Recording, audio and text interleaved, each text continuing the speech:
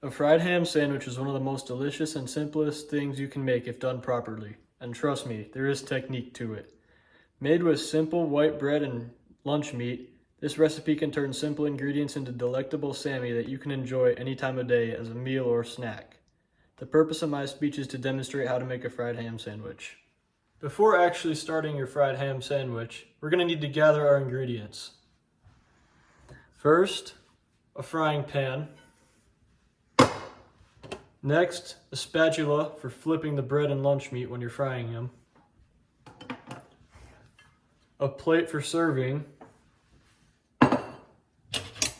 A knife for spreading butter on your pan and slicing the sandwich.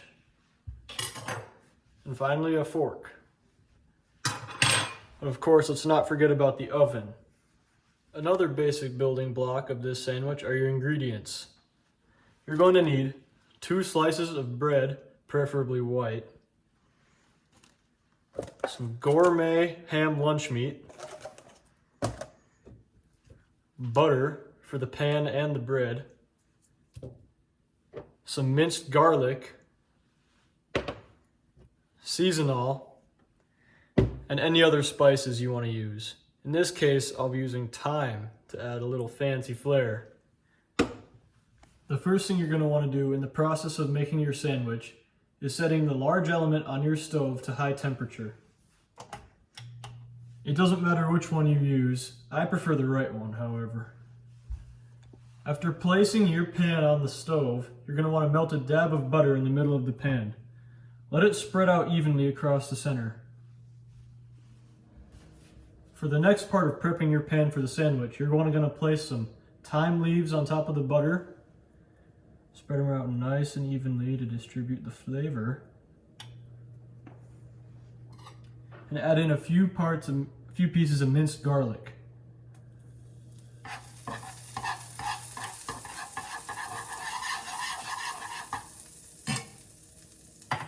Again, you're going to want to spread those out too.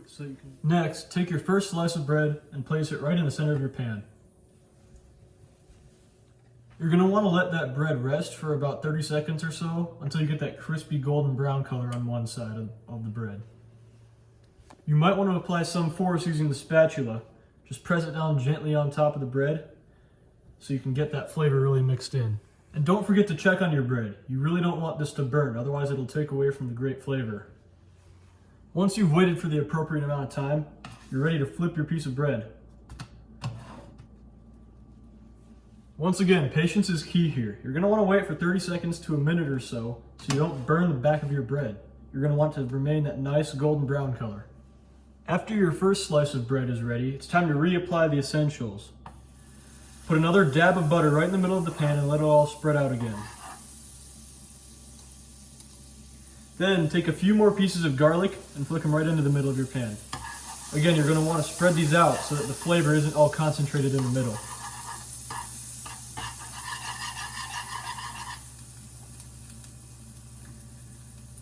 Finally, you're going to want to take a few more pinches of thyme.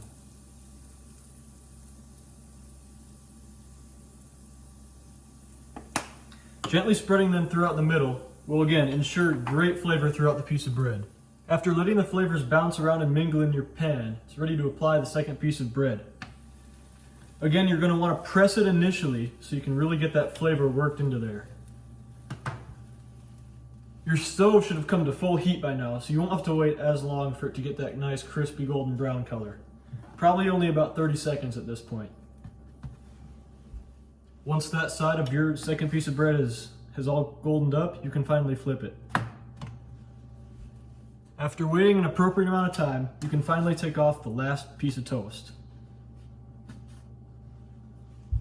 Now it's time to fry your ham. Don't be shocked by the loud sound, it's all natural. Generally, I like to use 3 pieces of meat. Now, you can either flip your ham, or you can just let the heat soak through and burn on one side. I like to flip my pieces of meat a few times.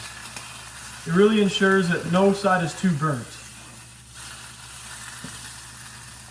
We should be seeing a nice goldeny color brown on this piece of meat here too. So once you've achieved that, you can finally take off your meat.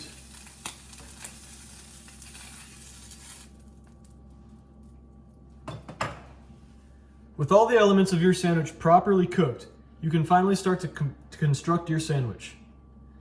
Place 2 pieces of meat beside each other and 1 more on top. I think this ensures a great ratio of meat to bread. Now all that's left is to dig in and enjoy.